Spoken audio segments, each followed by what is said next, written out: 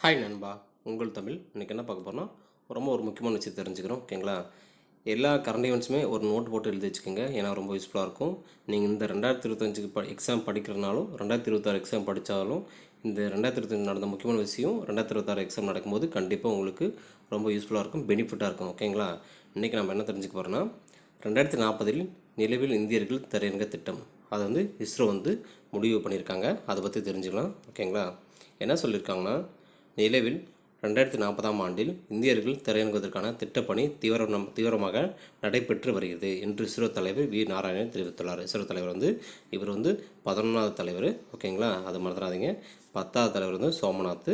ஓகேங்களா? அடுத்தது, இது தொடர்பாக கன்னியாகுமரி மாவட்டம் குலசேகரத்தில் செய்தியாளரிடம் அவர் சனிக்கிழமை கூறியது. கன்னியாகுமரி மாவட்டத்தை சேர்ந்தவர் தான். விண்வெளியில் இந்திய மனிதரை பாதுகாப்பாக அனுப்பி தங்க வைத்து பின்னர் பாதுகாப்பாக திரும்பி கொண்டு வரும் திட்டப்பணத்துக்கான பணிகள் சிறப்பாக நடைபெற்று வருகின்றனது. ஓகேங்களா? இது 15/8/2018 பிரதமர் மோடி அறிவித்த திட்டம். அப்போது இந்த திட்டத்துக்கான 10,000 கோடி ஒதுக்கப்பட்டது. தற்போது 20,000 கோடியில் அந்த பணிகள் நடைபெற்று வருகிறது. ஓகேங்களா? எப்போ இது சொல்லியிருக்காங்க, ரொம்ப முக்கிய நண்பர்களே. இந்த திட்டம் எப்போ சொன்னாங்கன்னா 15/8/2018 சொல்லிட்டாங்க. அதுதான் ரொம்ப இம்பார்ட்டன்ட். ஓகேங்களா? கொஸ்டின் எப்படி கேட்பாங்கன்னா, 2040 நிலவில் இந்தியர்கள் தரங்கிற திட்டம் எப்போ அது தொடக்கமாக சொன்னாங்க, அந்த திட்டத்துக்கு எப்போ அமௌண்ட்டு ஃபஸ்ட்டு எவ்வளோ சொன்னாங்க தான் முக்கியம்.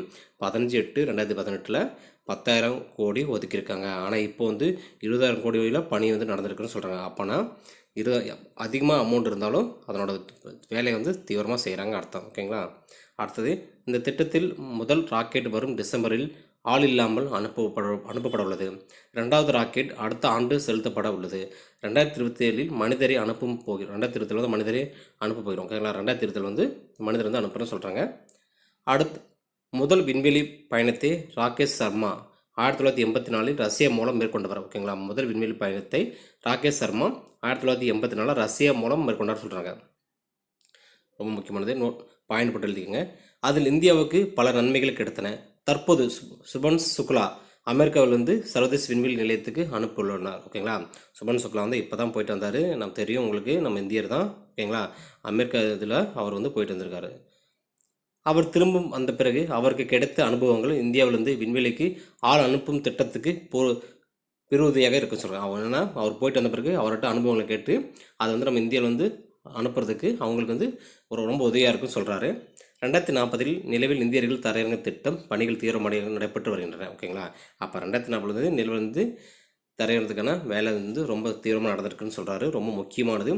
இதில் இருக்கிறது எல்லாமே கண்டென்ட் தான். ஓகேங்களா? அதனால் பாயிண்ட் போட்டு எழுதி வச்சுக்கோங்க, நோட்டு போட்டு எழுதுங்க. கண்டிப்பாக யூஸ்ஃபுல்லாக இருக்கும். ஓகேங்களா? நல்லா படிங்க. வெற்றி நம்மள் தான். ஓகேங்களா? இந்த வீடியோ பிடிச்சா லைக் பண்ணுங்கள், சப்ஸ்கிரைப் பண்ணுங்கள், எல்லாருக்கும் ஷேர் பண்ணுங்கள். பாய் நண்பா, உங்கள் தமிழ்.